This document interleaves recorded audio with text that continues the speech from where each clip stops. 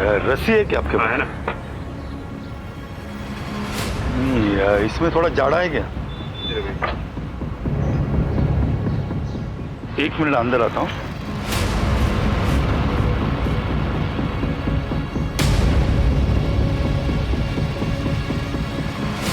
ये ठीक है, मुझे 15 मीटर देना।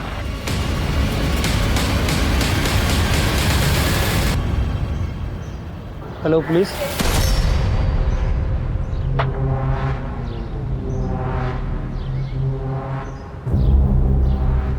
रुके। क्या हो? क्या कर रहे हो? कुछ नहीं, सामान खरीदने गया था। किसे मारने वाले हो इस रस्सी से? अगर खुद लटकने का इरादा है, एक काम करो, इनको पुलिस स्टेशन लेके चलो। अच्छे से धुनाई करेंगे ना तो खुद ब खुद ठीक हो जाएगा। मैं समझ गया आप परेशान क्यों हैं। सब, मेरा नाम जीवन कुमार है। मैं एक जल्लाद हूँ और जेल में लोगों को फांसी देने का काम करता हूँ। हर कोई अपने काम से जाना जाता है, भीड़ में भी पहचाना जाता है, लेकिन अगर कोई अपने काम के बारे में अपनों को ही ना बता पाए तो? मैं जिसकी बात कर रही हूँ वो अपने काम से अपनी रोजी रोटी कमाता है और उसका काम न सिर्फ कानूनन है बल्कि कानून के प्रक्रिया का एक अहम हिस्सा है। नमस्कार, मैं दिव्यांका त्रिपाठी दहिया क्राइम पेट्रोल सतर्क में आपका स्वागत करती हूँ। आज की ये कहानी सत्य घटना पर आधारित है जिसने मानवीय मूल्यों पर प्रश्न चिन्ह लगा दिए और इस घटना के चर्चे न सिर्फ उस प्रदेश में बल्कि पूरे देश में हुए और आज भी हो रहे हैं। कौन सी है ये घटना, आइए देखते हैं।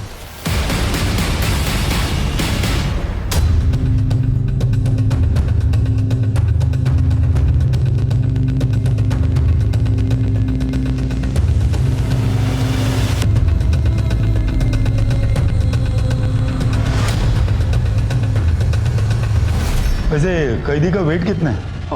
46 kg। और हाइट? 5 feet 1 inch। ठीक है, सब ओके? सब हो गया। सब लीवर ऑपरेट करके देखा, अच्छे से काम हो रहा है। जैसे डेथ वारंट आया मुझे बोला दिया। ठीक, चलता हूँ सर।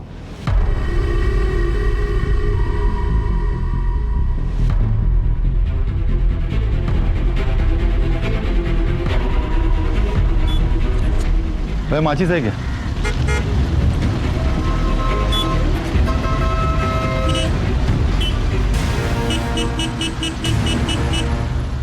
जैसा कि आपने देखा, शबाना को अभी अभी जेल के अंदर ले जाया गया है। शबाना की मर्सी प्ली खारिज कर दी गई है। इन्हीं 4 दीवारियों के अंदर शबाना को कल फांसी दी जाएगी। यही है शबाना।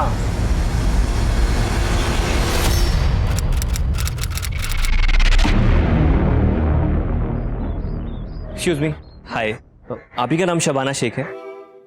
हाँ। जी मैं तनवीर, आप ही के कॉलेज में मैं जूनियर हूँ। ओके। दरअसल मुझे आपसे वर्ड्सवर्थ के नोट्स चाहिए थे, अगर मिल जाते तो। हाँ श्योर, पर तुमने नहीं बनाए? नहीं, असल में मैं क्लासेस अटेंड नहीं कर पाया। बीमार थे? नहीं, बीमार नहीं था। वो सुबह सुबह मैं 3 कॉलेज में अखबार बांटने जाता हूँ, तो जब तक ये काम खत्म होता है तो क्लासेस ओवर हो चुकी होती हैं, तो अगर मिल जाते तो। हाँ हाँ ठीक है, मैं ले आऊँगी। Thank you so much and please continue. Bye bye. Bye. ये वाला कंप्लीट करो जल्दी। अरे भाई, घर में इतना अंधेरा क्यों है? अरे कोई है? Happy birthday to you, happy birthday dear अब्बू, हैप्पी बर्थडे टू यू। अरे बेटा, अब इस उम्र में हम क्या अपनी सालगिरह मनाएंगे? हम हर साल मनाते हैं और आगे भी मनाएंगे। तो ये सारा किया धरा तुम्हारा है ना? चलिए।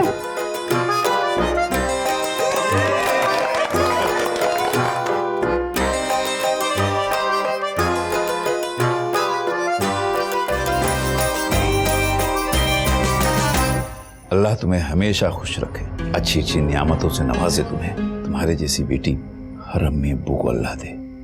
अब्बू। चलो इसी बात पे एक फोटो निकालते हैं। चलो चलो चलो चलो चलो।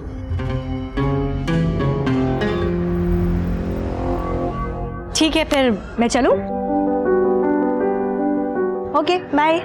शबाना मैम, हेलो मैम, वो वर्ड्सवर्थ के नोट्स। अरे वो तो मैं लेकर ही नहीं आई। एक्चुअली मुझे मिली ही नहीं। मैंने शायद किसी को दिया था तो उसने रिटर्न नहीं किया मुझे, तो आई एम सो सॉरी। ठीक है, कोई बात नहीं। अरे look at your face, I am just kidding. लेकर आई हूँ मैं। ये लो। थैंक यू सो मच, आपने तो डरा ही दिया था। अच्छा, थैंक यू से काम नहीं चलेगा। अब मेरे नोट्स लिए तो कॉलेज में टॉप करना होगा। बिल्कुल पक्का? पक्का। वैसे तुम्हारा पूरा नाम क्या है? अजीब, तनवीर फारूकी। तनवीर फारूकी, जब फांसी की सजा हो चुकी है तो फिर ऐसे पेटिशन डाल के उसे डिले क्यों करवा रहे हो? देखिए जनाब, हम अपना काम कर रहे हैं, आप अपना काम कीजिए। मैं तो हमेशा से ही फांसी की सजा के खिलाफ रही हूं, पर तुम्हें ऐसा क्यों लगता है कि शबाना निर्दोष है और हम उसे बचा पाएंगे? भरोसा, शबाना में पूरा भरोसा है छाया जी। जो लड़की खून नहीं देख सकती वो किसी का कत्ल क्या करेगी। खैर, फिलहाल मैं चलता हूँ। अरे तनवीर, इतनी गर्मी में स्कूटर? तुम्हारी कार कहाँ गई? आप तो जानती हैं छाया जी, कोर्ट कचहरी के चक्कर में काफी खर्चा हो जाता है, बेचनी पड़ी।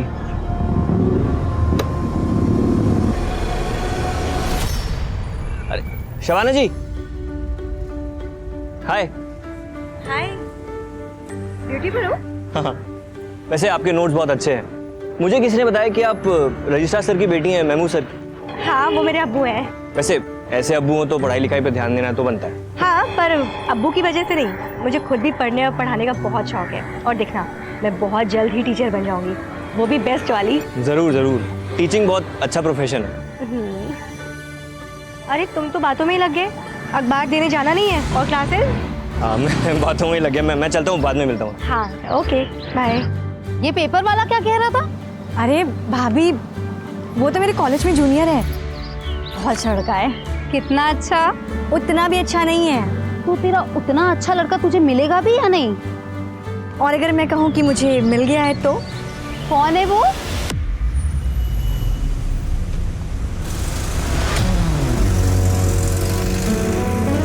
जमील।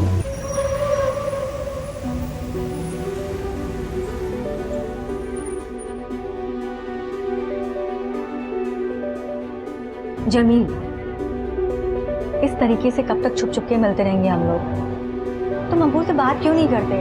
और क्या बोलूं कि 10वीं पास लड़का पंचर की शॉप चलाता है और आपकी टॉपर बेटी से निकाह करना चाहता है। हाँ तो और क्या, आज नहीं तो कल बात तो करनी होगी ना। और मैं चाहती हूँ जितनी जल्दी बात हो उतना अच्छा है। और पता है क्या, मैं अब्बू को जानती हूँ, वो मना नहीं करेंगे। वो तुमसे मिलेंगे ना, तुमको जानेंगे ना, तो वो समझ जाएंगे तुम्हारा बहुत ब्राइट फ्यूचर है। प्लीज बात करो। हम तो नाकाम रहे मोहब्बत में। वो जो बेवफा थे कामयाब हो गए।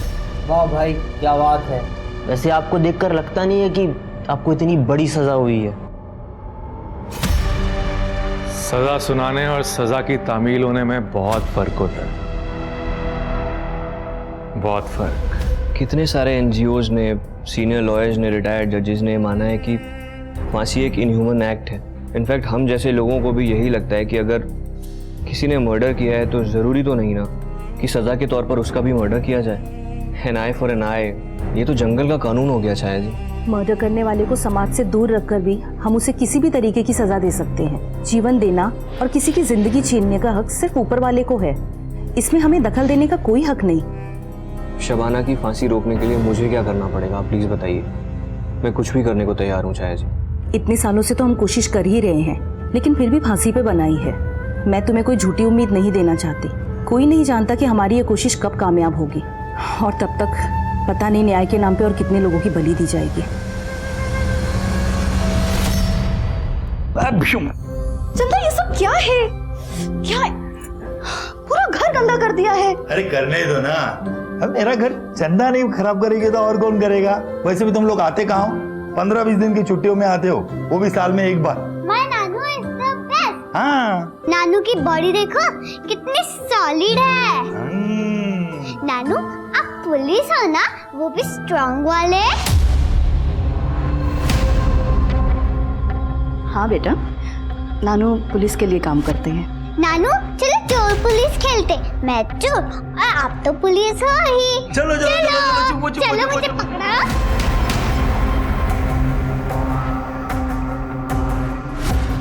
पता नहीं क्या होगा जब चंदा को पता चलेगा कि उसका नानू जेल में लोगों को फांसी देने का काम करता है, एक जल्लाद है।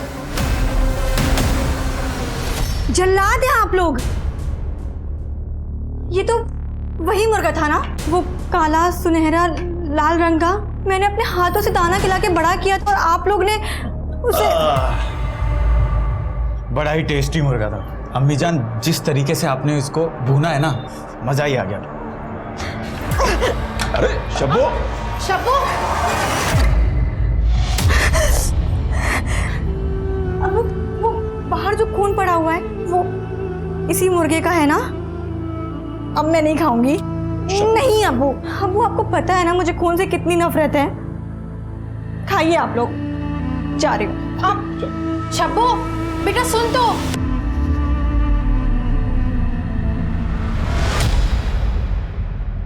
आप यहाँ क्या कर रही हैं? आइए कुछ खाते हैं, चलिए। भूख मर गई है मेरी। पर हुआ क्या है? घर वालों ने मेरा पाला पोसा मुर्गा काट दिया, वो भी घर पर ही। पूरा खून खून कर दिया था। ऐसे कौन करता है? पता है मुझे खून से कितनी नफरत है। बहुत सारा खून था,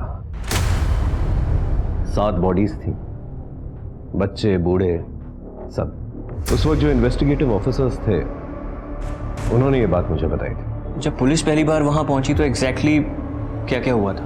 रिपोर्ट के मुताबिक पड़ोसियों ने फोन किया था पुलिस को।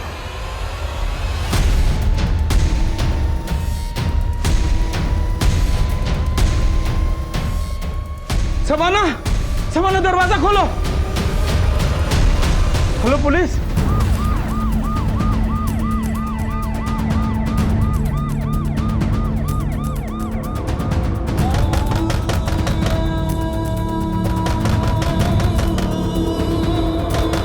कैसे हुआ? मैं छत पर सो रही थी, अचानक कुछ आवाज आई तो मेरी आंख खुल गई। मैंने देखा छत से कुछ लोग भाग के जा रहे थे। मैं डर गई, नीचे भाग कर आई तो देखा मम्मी।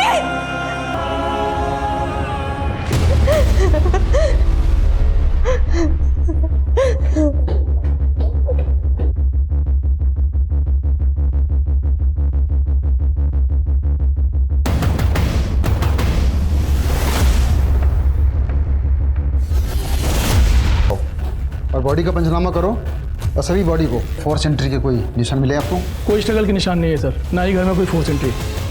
एक ही परिवार के 7 सदस्यों की इतनी क्रूर हत्या से पूरा शहर सख्ते में आ गया था। किसी को विश्वास नहीं हो पा रहा था कि इतने महफूज इलाके में इतना जघन्य अपराध कौन कर सकता है।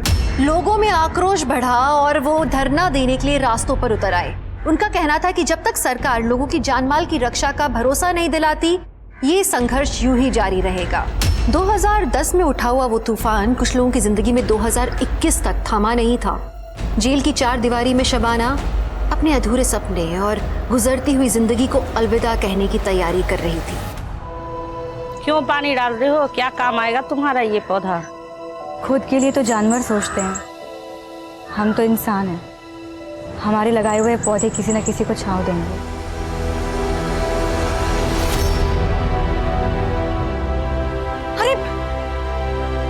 अरे कोई पानी लाओ। रुकिए, हीट स्ट्रोक आया हुआ है, पानी कोई नहीं पिलाएगा। अंदर लेके चलिए, डॉक्टर को फोन कीजिए आप लोग जल्दी।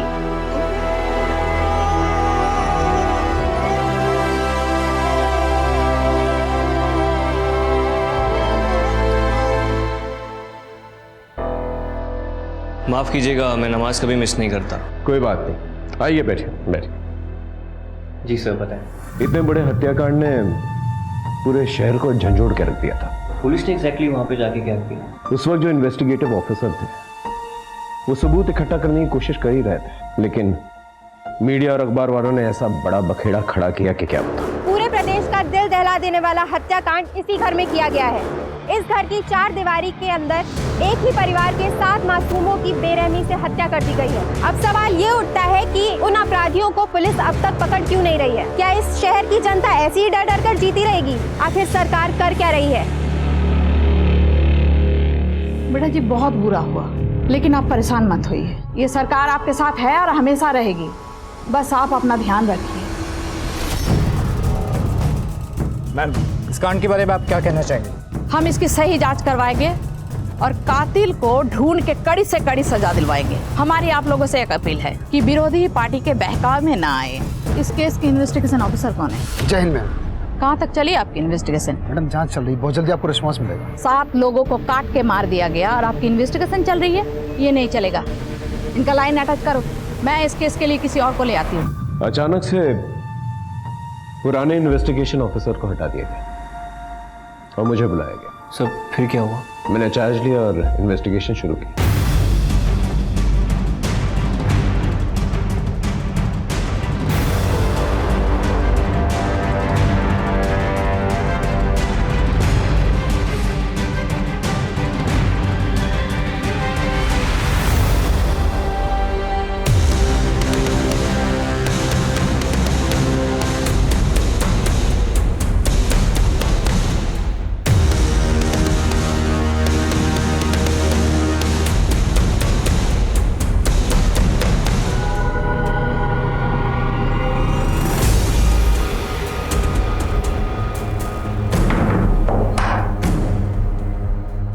वारदात के वक्त जब आप लोग आए थे तो ये दरवाजा खुला था या बंद था? सर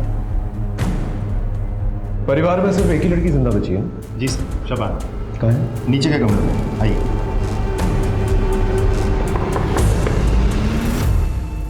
जी सर। सर को शबाना से बात करनी है। सर बच्ची अभी भी सदमे में है, ऊपर से आप सवाल जवाब करेंगे और परेशान हो जाएंगे। क्या फिर से दौरे वोरे नहीं पड़ जाए सर? देखिए आपकी बात समझ रहा हूँ मैं, लेकिन उनसे बातचीत तो हमें करनी पड़ेगी। एक्सक्यूज मी, देखिए पहले ही लोग आक्रोश में हैं, ऊपर से आप जबरदस्ती सवाल जवाब करके बच्ची को प्रताड़ित मत कीजिए। सामाजिक सरोकार और शांति बनाए रखने के लिए यहाँ का तहसीलदार होने के नाते हम आपको ये इजाज़त नहीं दे सकते। ये वॉल तकरीबन 12 से 14 फीट की होगी। और कोई तरीका है जहाँ से चढ़ा जा सके ऊपर? यहाँ सर इस तरफ तो कुछ नहीं है, पीछे की तरफ पाइप है। ये देखिए सर, ये दोनों पाइप्स इतने कमजोर है कि 50 किलो का आदमी चढ़े तो पाइप्स टूट जाएंगे। अब तक की इन्वेस्टिगेशन में किसी पे कोई शक?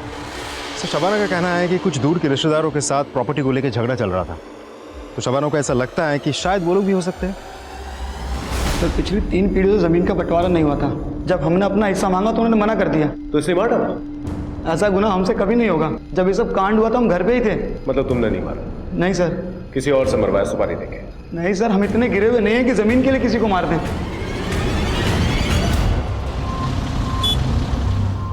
सर शबाना ने खाना पीना छोड़ दिया है, दिन रात सिर्फ रो रही है। उसकी तबीयत बिगड़ती जा रही है सर। जल्दी से उसे हॉस्पिटल लेकर जा, और अगर हॉस्पिटल नहीं जाना चाहती तो एक अच्छा डॉक्टर उसके लिए अपॉइंट कर, जो स्मार्ट हो, कन्विंसिंग। हमें कोई भी चांसेस नहीं लेने हैं। ये केस बहुत ही सेंसिटिव है, थोड़ी सी भी लापरवाही और लॉ एंड ऑर्डर बिगड़ सकता है। I hope you understand. Sir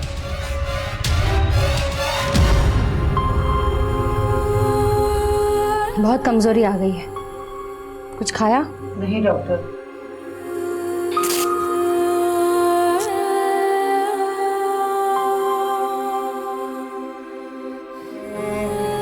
BP critically लो है। ज़्यादा बीपी लो हुआ तो ब्रेन पे परमानेंट डैमेज आ सकता है। तुरंत हॉस्पिटल लेकर जाना पड़ेगा। चलो शबाना उठो।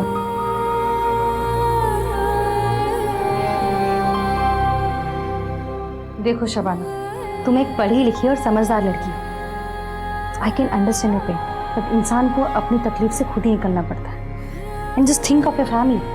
उनको इंसाफ तो दिलाना है ना।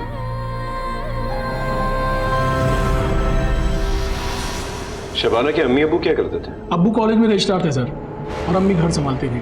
और ये बाकी लोग? सर ये शबाना का बड़ा भाई जावेद इंजीनियर था, छोटा भाई सरफराज MBA ग्रेजुएट था, भाभी आयशा BA पास थी। काफी पढ़ी लिखी फैमिली है। जी सर। और ये कौन? ये शबाना की मौसेरी बहन सर, आफरीन। गांव में पढ़ाई अच्छे से नहीं हो पा रही थी और इनके घर में पढ़ाई लिखाई का अच्छा माहौल था, इसीलिए इनके पास आकर के रहने लगी। और ये छोटा बच्चा? सर ये शबाना के बड़े भाई जावेद का बेटा। वेरी सैड सर, छोटा बच्चा था, बेचारा कोलैटरल विक्टिम बन गया। शबाना के अब्बू और ये दोनों भाई, उनका कोई दुश्मन? नहीं सर, अभी तक तो हमारे पास कोई कंफर्म्ड इन्फॉर्मेशन नहीं आई है। पूरे परिवार की हिस्ट्री और बायोग्राफी निकालो और सभी के फोन्स की CDR निकालो जल्दी। Right sir. सर जय हिंद मैडम। लोगों का प्रेशर बढ़ता जा रहा है। चक्का जाम, धरना प्रदर्शन, सब नाटक शुरू हो गया है। अगर जल्द से जल्द कातिल पकड़ा नहीं गया ना तो हमारे सरकार एंड लॉ एंड ऑर्डर के लिए बहुत बड़ी प्रॉब्लम खड़ी हो जाएगी। मैम हम पूरी कोशिश कर रहे हैं। कोशिश से काम नहीं चलेगा, मुझे रिजल्ट चाहिए। मैं कल पीड़ित परिवार लड़की सवाना को 5 लाख कॉम्पेंसेशन देने जा रही हूँ। 24 घंटा है तुम्हारे पास, कातिल को ढूंढ निकालो। मैं कल प्रेस कॉन्फ्रेंस में दोनों न्यूज साथ में देना चाहती हूँ। I'll do my best, ma'am.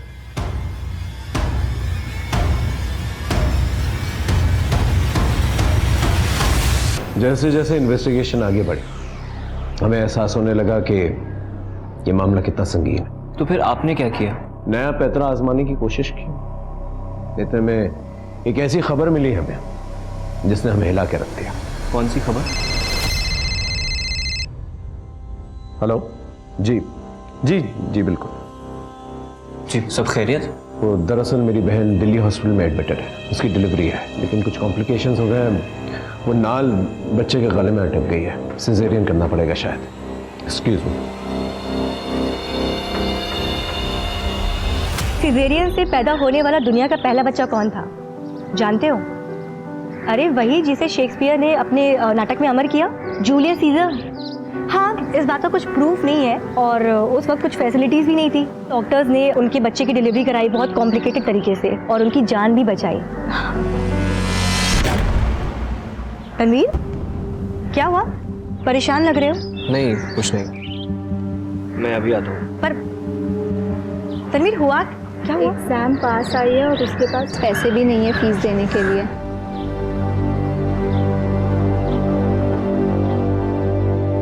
अरे शब्बो बेटा जी आ गई? हाँ।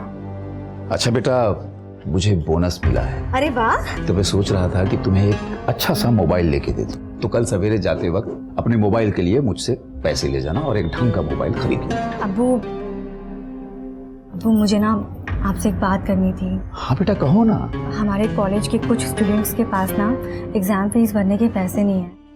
वो उसमें से तनवीर जो हमारे घर पे अखबार देने आता है, तो मैं सोच रही थी कि जो आप मोबाइल के लिए पैसे दे रहे हो वो मैं तनवीर को दे दूं।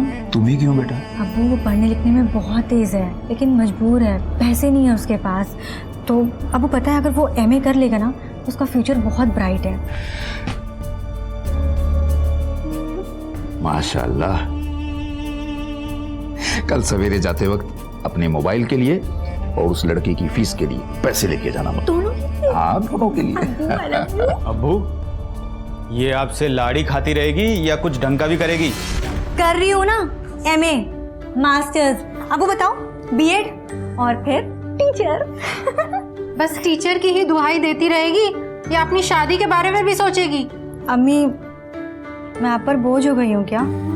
अरे भाई मैं कहता हूँ अगर वो अपने सपनों को पूरा करना चाहती है, टीचर बनना चाहती है तो उसे करने दो, शादी ब्याह तो होता रहेगा। अब्बू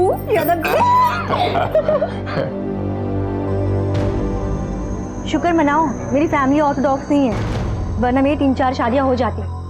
अच्छा बोलो, शादी कब कर रहे हो मुझसे? एक जल्दी करूंगा, पहले थोड़े पैसे तो कमा लो और एक पंक्चर की दुकान से थोड़ा एक अच्छा सा गैराज बना लो, फिर खुद जाके तुम्हारे अब्बू से बड़े तहजीब से हाथ मांगूंगा। वो कैसे? ऐसे।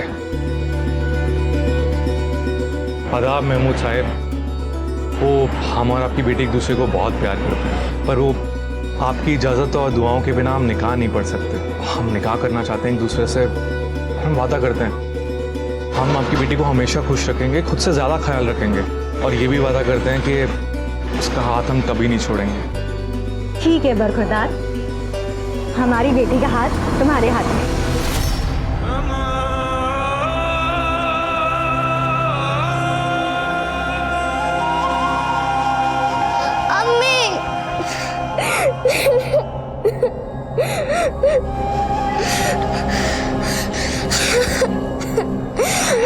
रोते नहीं है। अम्मी मैं आपको बहुत मिस करती हूँ। तुझे पता है तेरा नाम कायनात क्यों रखा है?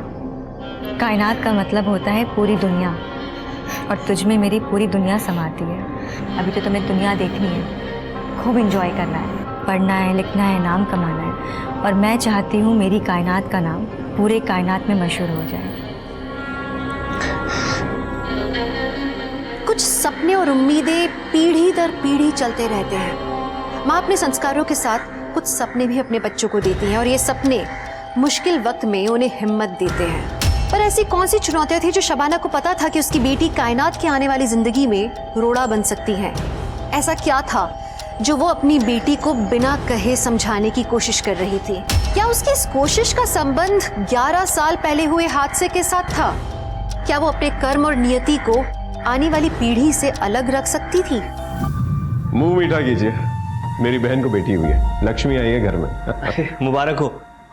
जी शुक्रिया। माँ बेटी सब खैरियत? हाँ, दोनों सुरक्षित हैं, स्वस्थ हैं। शबाना जी, मैं आपका दुख समझता हूँ। जो कुछ भी हुआ है बहुत गलत हुआ है, और यकीन मानिए हम अपराधियों को छोड़ेंगे नहीं। मेरा भरा पूरा परिवार खत्म हो गया सर। अब मैं किसके सहारे रहूंगी? क्या करूंगी मैं? हिम्मत तो आपको रखनी पड़ेगी शबाना जी। सबसे पहले जो हुआ है उसे एक्सेप्ट करना होगा, और फिर ही आप उभर पाएंगी। एक छोटा सा सवाल है, ये जो हॉल की तरफ से जो टेरेस की तरफ रास्ता जाता है, क्या टेरेस के लिए सिर्फ वही एक रास्ता है? वारदात के वक्त जब पुलिस यहां पर आई थी तो टेरेस का दरवाजा बंद था। हो सकता है आपने बंद किया, वो कुंडी लगी हुई थी। क्या आपने बंद किया था? मुझे कुछ भी याद नहीं आ रहा है। अपनों की लाश देख के मैं सुध-बुध खो चुकी थी। मुझे कुछ भी याद नहीं आ रहा है, मुझे कुछ भी समझ में नहीं आ रहा है। अच्छा, ठीक है, आप आराम कीजिए।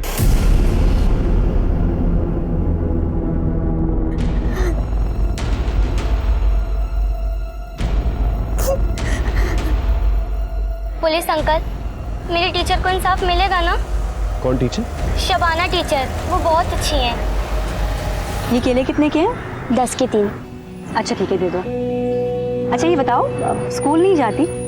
मेरा मतलब है इतनी छोटी सी उम्र है तुम्हारी और ये सब्जियां फल बेच रही हो, मन नहीं करता स्कूल जाने का? जाती थी ना, फिर माँ बीमार पड़ गई और पापा के सारे पैसे माँ के इलाज में खर्च हो जाते हैं। अब फीस नहीं दूंगी तो कौन सा स्कूल पढ़ने देगा? पढ़ना चाहती हो तो ठीक है, तुम शाम को मेरे घर आ जाना। 4 से 6 मैं तुम्हें पढ़ाऊंगी और फिर तुम प्राइवेटली एग्जाम दे देना। पर आपकी फीस? शाम को आ जाना, वही मेरी फीस हो जाएगी। मैं रोज शाम को टीचर के घर जाती और उनके सारे स्टूडेंट्स भी उनके पास पढ़ने आते थे। पूरे स्कूल की फेवरेट है वो। सर शबाना मैडम तो फरिश्ता है, सबका हेल्प करती है वो। उनके फैमिली के साथ जो हुआ सर बहुत बुरा हुआ। सर उनको इंसाफ मिलना चाहिए। सर शबाना एक अच्छी टीचर होने के साथ साथ एक अच्छी इंसान भी है। वो हमारे कॉलेज की एसेट है। उस पर जो बीत रही है ये सोचकर ही हमें बुरा लगता है। हमें विश्वास नहीं होता कि इतने अच्छे इंसान के साथ इतना बुरा कैसे हो सकता है। सर शबाना के फैमिली मेंबर्स की पोस्टमार्टम रिपोर्ट आ गई है सर। रिपोर्ट के मुताबिक उन सभी लोगों की हत्या किसी धारदार चीज से गला काट कर की गई है। आखिर ये कातिल चाहता क्या था? एक ही परिवार के इतने सारे लोगों को उसने एक साथ मार डाला। हो सकता है किसी बात का बदला लेना चाहता हूँ। सभी लोगों के गले पे जो निशान है, जो कट्स है, एक ही तरीके के, एक ही किस्म के हैं। जी सर। इसका मतलब एक ही हथियार यूज किया गया है। तो हो सकता है कि हथियारा भी एक ही हो। सर ये भी तो हो सकता है कि मारा एक ने हो, लेकिन साथ में बहुत लोग आए थे। शबाना ने क्या कहा था? कितने लोगों को देखा था? सर उसने कहा था शायद 2 से 3 लोग होंगे। एक बात समझ में नहीं आ रही है। सभी लोग जो है अपने अपने कमरों में सो रहे थे, लेकिन लाशें हॉल में मिली। किसी भी कमरे में खून के निशान नहीं मिले। इसका मतलब हॉल में ले जाकर उन्हें मारा गया है। या तो बहला फुसला के उन्हें हॉल में लेकर गए हैं या फिर जबरदस्ती, क्योंकि नींद में चलकर पूरा परिवार हॉल में तो आएगा नहीं। तो लेडी मैकबेथ को ना नींद में चलने की आदत थी और वो नींद में चलते चलते लोगों की फीस भर दिया करती थी।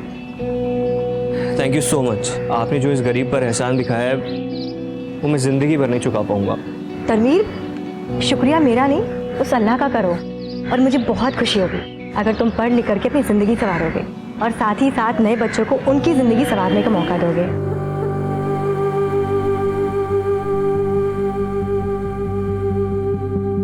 कायनात, तुम्हें भले ही मैंने अपनी कोख से जन्माया, पर तुम्हारे अम्मी अब्बू कोई और है। किसी को कभी मत बताना कि तुम्हारे असली अम्मी अब्बू जेल में हैं। प्रॉमिस? प्रॉमिस। और एक बात हमेशा याद रखना, एक बेटी के लिए सबसे इम्पोर्टेंट शख्स उसके अब्बू होते हैं। मेरे लिए भी मेरे अब्बू ही थे। मैंने उनकी बात कभी नहीं टाली। तुम भी अपने अब्बू की बात कभी मत टालना। चलिए टाइम हो गए। अम्मी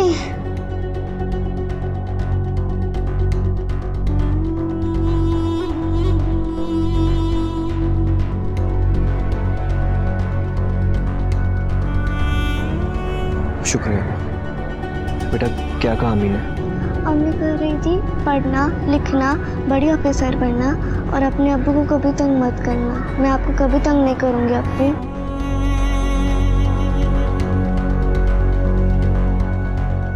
आपकी माँ को फांसी होने वाली है, आपको क्या कहना है? प्लीज पीछे हटिए आप। एक सवाल, तुम्हें तुम्हारी अम्मी ने क्या कहा? उनकी फांसी के बारे में आपको क्या कहना देखिए प्लीज नो कमेंट्स। आप प्लीज हटिए, हटिए प्लीज।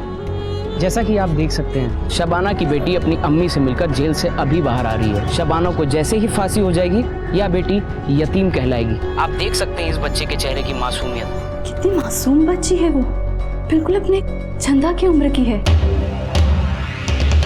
आपको क्या लगता है पापा, उसकी अम्मी को फांसी होगी? इन मीडिया वालों ने बच्ची तक को नहीं छोड़ा।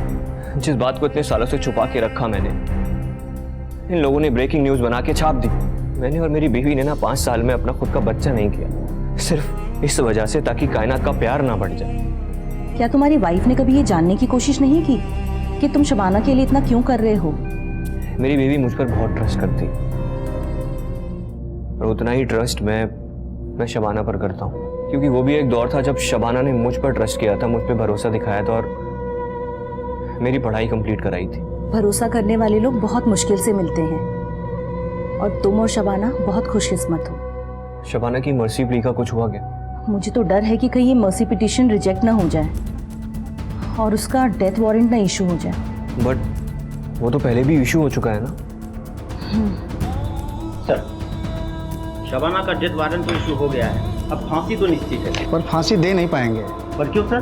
क्योंकि डेथ वारंट में ना तो फांसी की डेट लिखी है और ना ही समय। उस वक्त तो शबाना की फांसी टल गई, पर अब क्या किया जाए? कुछ तो आइडिया निकालिए चाहे जी प्लीज।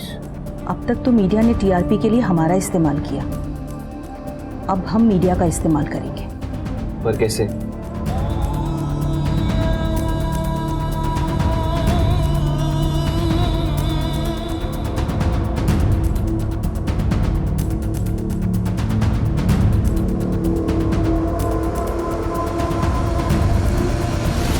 सच्चाई और मासूमियत में बड़ी ताकत होती है। बड़े बड़े उसके सामने झुक जाते हैं, बड़े बड़े पहाड़ चकनाचूर हो जाते हैं। अपनी बेगुनाही पे इसी तरह से विश्वास रखते हुए शबाना ने 11 साल जेल में काट लिए थे, पर उसकी हिम्मत अब तक नहीं टूटी थी। जेल के बाहर रहकर भी यातनाएं सहने वाले तनवीर में शबाना की बेगुनाही को लेकर विश्वास अभी तक कायम था। कहां से आती है इतनी हिम्मत?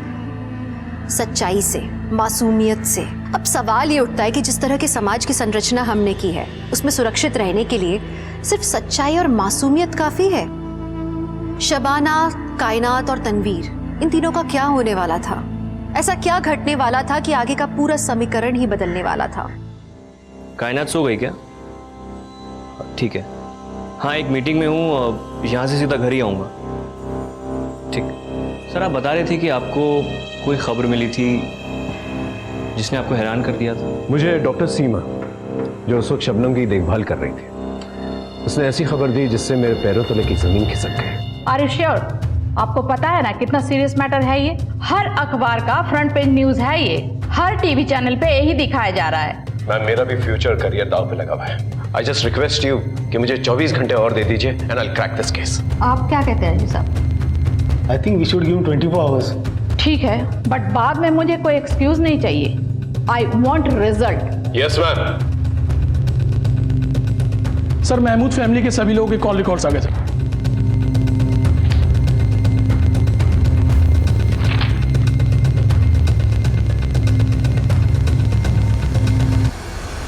Good morning sir. Good morning sir. चाय पी लीजिए। अरे तुम लोग अब तक घर नहीं गए? वो क्या है ना सर, आप काम कर रहे थे तो हम सब भी रुक गए। हम सब अपने अपने तरीके से इस केस के बारे में और इन्फॉर्मेशन निकालने की कोशिश कर रहे थे। वैसे सर, इनके कॉल रिकॉर्ड से कुछ क्लू मिला क्या? शबाना के कॉल रिकॉर्ड से ये पता चला है कि पिछले 6 महीनों में कम से कम 700 या 800 बार उसे एक ही नंबर पे फोन कॉल्स किए, और नंबर जमील का है। इनफैक्ट मर्डर की रात को 50 या 55 बार उसने जमील को फोन किया। मर्डर के बाद भी? एग्जैक्टली यही बात मुझे भी खटकी थी कि शबाना ने जमील को क्यों फोन किया, पुलिस को फोन क्यों नहीं किया। इनफैक्ट पड़ोसियों ने फोन करके पुलिस को बुलवाया। इस जमील का पूरा कच्चा चिट्ठा निकालो और कॉल रिकॉर्ड्स भी जल्दी से। 24 घंटों में 7 घंटे ऑलरेडी निकल चुके। Right sir. सर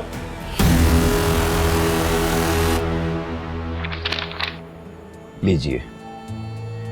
हाँ तो बरखुरदार, करते क्या हैं आप? जी मेरी पंचर की दुकान है, जावेद भाई जानते हैं, और बहुत ही जल्द मैं उससे गैरेज में तब्दील करने वाला हूँ। मैंने सुना है कि तुम्हारे वालिदैन। जी वो 5 साल पहले गुजर गए थे। देखो बेटा, हमें तुम्हारे काम से कोई एतराज़ नहीं। हमारी नज़र में काम कोई छोटा बड़ा नहीं होता, लेकिन जिस तरह हमने अपनी बेटी की परवरिश की है। मैं शबाना का पूरा ख्याल रखूंगा, उसे कोई भी आंच नहीं आने दूंगा, बेफिक्र रहिए। बेटा वो सब हम समझ सकते हैं, लेकिन मेरी एक शर्त है, तुम प्राइवेट एग्जाम दे के अपनी ग्रेजुएशन कंप्लीट कर लो, अपनी पढ़ाई पूरी तरह से मुकम्मल कर लो। उसके बाद हम अपनी शब्बों का हाथ तुम्हारे हाथ में दे देंगे। ठीक, काम अच्छे से जमा लूंगा, पढ़ाई की क्या जरूरत है? बेटा पढ़ाई लिखाई से इंसान में तहजीब आती है, घर परिवार का माहौल अच्छा बना रहता है और आने वाली नस्लों पर इसका बहुत गहरा असर पड़ता है। जिस दिन तुम अपनी पढ़ाई मुकम्मल कर लोगे, हम अपनी बेटी का हाथ तुम्हारे हाथ में दे देंगे। जी मैं आपसे वादा करता हूँ कि जब तक मैं अपनी पढ़ाई पूरी नहीं करूंगा, मैं शबाना से निकाह नहीं पढ़ूंगा, और निकाह के बाद उसे हमेशा खुश रखूंगा। तो मैं भी अपने सारे कुनबे के सामने तुमसे वादा कर रहा हूँ कि जिस दिन तुम्हारी पढ़ाई मुकम्मल हो गई, ग्रेजुएशन तुमने पूरा कर लिया, तुम्हारे साथ अपनी शब्बों का निकाह पढ़वा दूंगा।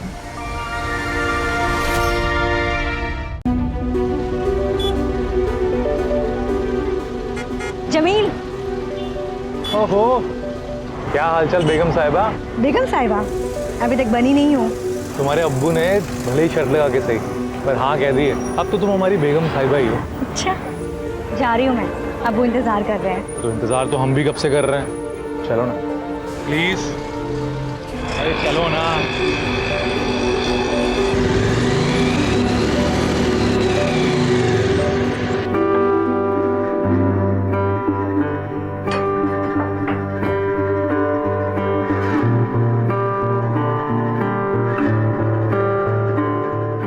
ये सब शादी के बाद, अभी नहीं। मुझसे तो ला ही नहीं जा रहे, तुझसे ला जा रहे।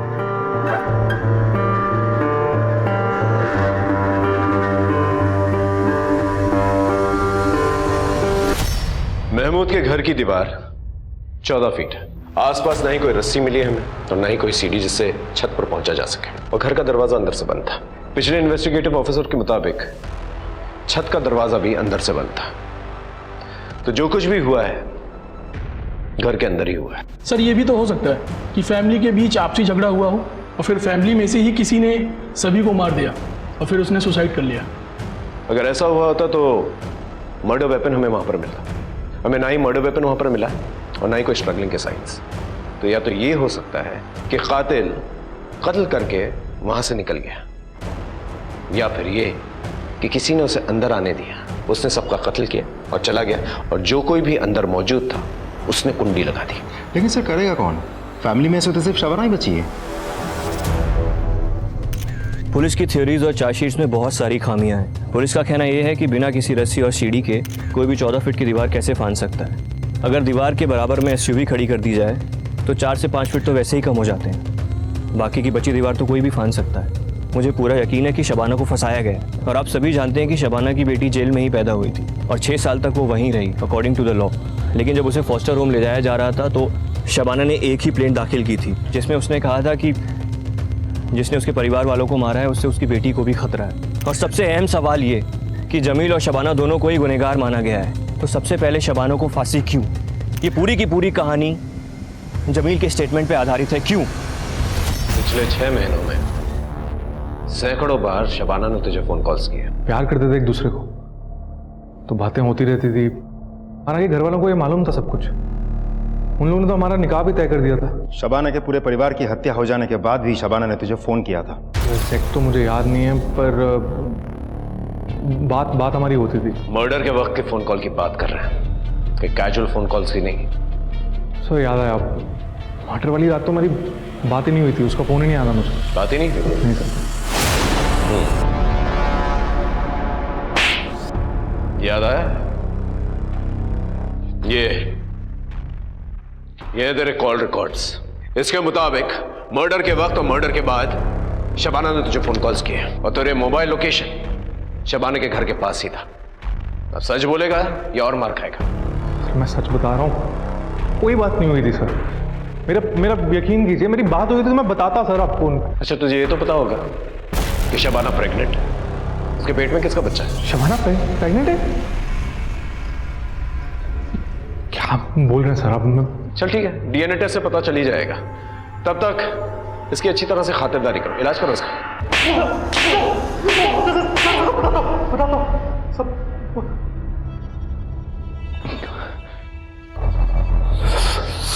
सच बताता हूँ सर। जमील, मैं प्रेग्नेंट हूँ। ये बच्चा गिरा देते हैं? क्या? मैं इस बच्चे को नहीं गिराऊंगी। तुम्हारे अब्बू का कहेंगे, बच्चा गिराना पड़ेगा। और ये ऐसी चीज़ नहीं है कि हम लोग छिपाए, आज नहीं तो कल सबके सामने सच्चाई सामने आ जाएगी। क्या करेंगे? बच्चा गिराना होगा, मेरी बात समझो। बस जमील, बस बहुत हुआ। तुमने मुझसे वादा किया था कि तुम अपनी पढ़ाई पूरी करने के बाद शबाना से निकाह करके उसे यहाँ से ले जाओगे, लेकिन तुमने अपना वादा तोड़ दिया है। तुम अभी के अभी शबाना को यहाँ से लेके जाओ। समझ लेना कि जिस तरह तुम यतीम हो, आज के बाद शबाना भी यतीम है और हमारी जायदाद से तुम दोनों को एक फूटी कौड़ी तक नहीं मिलेगी। कभी पलट के मत आना इस घर में, ना ही कभी अपनी शक्ल दिखाना।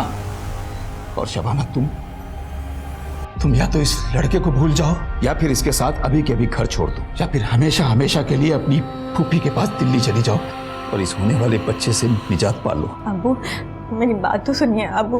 बस तुम्हारे आगे केवल दो रास्ते हैं, बस जो भी रास्ता चुनना है वो तुम जानो। अब्बू, जिस जेवर जायदाद का कोई शौक नहीं है। आपके बिना और अम्मी के बिना मैं कैसे खुश रह पाऊंगी? Jamil, I am sorry.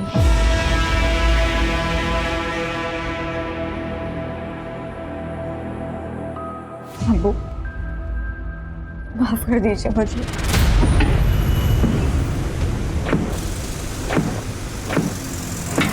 Jameel, Jameel, Jameel, मेरी बात तो सुनो। मुझे समझने की कोशिश करो। मुझे अब्बू के सामने वो सब कहना पड़ा क्योंकि अब्बू जायदाद से बेदखल कर देते। जमील, मैं इस बच्चे को जन्म देना चाहती हूँ, अच्छी जिंदगी देना चाहती हूँ। मुझे गरीबी में नहीं जीना है।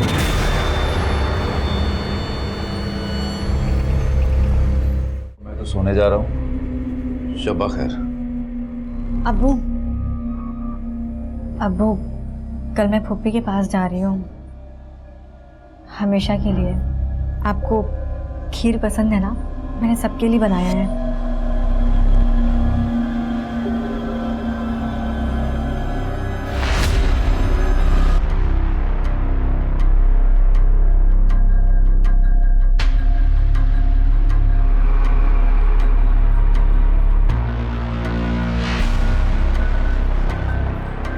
अम्मी,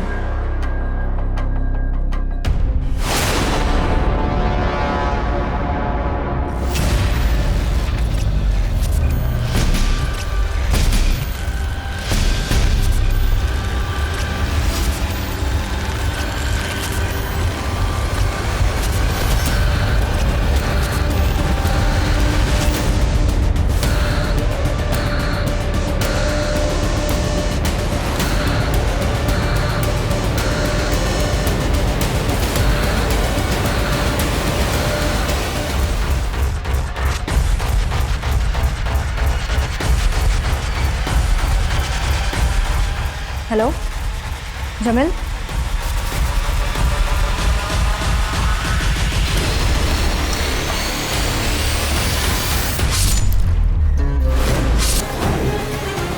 शबाना के कहने पर ही मैंने उसके सारे परिवार वालों का कत्ल कर दिया।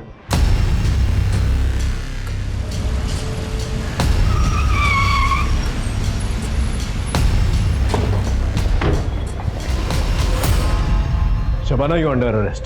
चलो थाने। पर क्यों? मैंने क्या किया है? तुमने अपने बॉयफ्रेंड जमील के साथ मिलकर पूरे परिवार की हत्या की है। झूठ है ये, मुझे फंसाया जा रहा है। झूठ क्या है सच क्या है अदालत डिसाइड करेगी। लेके चलो इसे, ले चलिए। सर मुझे फंसाया जा रहा है, मेरी बात तो सुनिए। चलिए। मैं नहीं जाऊंगी। चलिए बिठाओ इसे। सर मेरी बात तो सुनिए।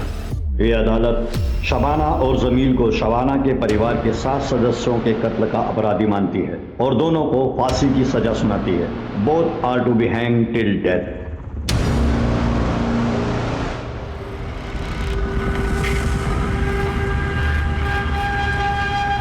शबाना, तुम्हारी मर्सी प्ली रिजेक्ट हो गई। होगा वही जो अल्लाह चाहेगा। एक रिक्वेस्ट है, मेरी बेटी का ख्याल रखना। वो मेरे और मेरे खानदान की आखिरी निशानी है।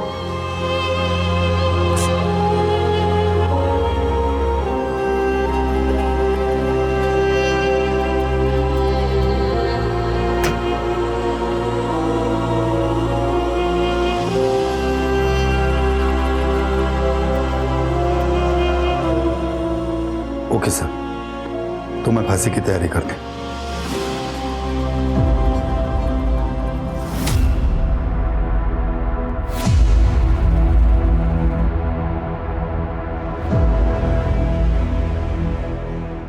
कहते हैं एक इंसान का मन हिमखंड की तरह, आइसबर्ग की तरह होता है, जिसका एक हिस्सा दिखता है तो 6 हिस्से पानी के नीचे छुपे हुए होते हैं। हमारे मन में ऐसी कई महत्वाकांक्षाएं होती हैं जो दबी हुई होती हैं और गलत तरह से उकसाने पर तूफान बनकर सामने आ सकती हैं, और अगर खुद पर नियंत्रण न किया जाए तो अपने आसपास के लोगों की जिंदगियां बर्बाद कर सकती हैं। शबाना के साथ भी कुछ ऐसा ही हुआ।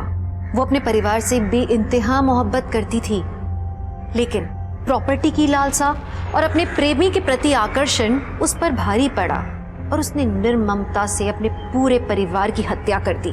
सोचिए, अपने परिवार को खत्म करने का निर्णय लेने से लेके अंजाम देने के बीच में अगर शबाना सूझबूझ से काम लेती, समझदारी से काम लेती, तो एक अच्छी इंसान कहलाई जाने वाली शबाना एक कातिल नहीं बनती। वो अपने बेटी होने के नाम पर एक बदनुमा दाग नहीं बनती। जरा सी नैतिक निर्णय में चूक और इंसान को जानवर बनने में देर नहीं लगती। मैं आपसे आशा करती हूँ कि आप अपने अंदर की बुराई से लड़ेंगे, अपनी आपराधिक प्रवृत्ति से लड़ेंगे, क्योंकि ये कोशिश हमेशा जारी रहती है। जब तक इंसान है, जिंदा है, सांस ले रहे हैं, हमारे मन के अंदर की सच्चाई, अच्छाई और बुराई के बीच की लड़ाई हमेशा चलती रहेगी। इसी के साथ मैं दिव्यांका त्रिपाठी दया लेती हूँ आपसे विदा। फिर मिलूंगी सच्ची कहानियों के साथ। आप देखते रहिए क्राइम पेट्रोल सतर्क। जय हिंद।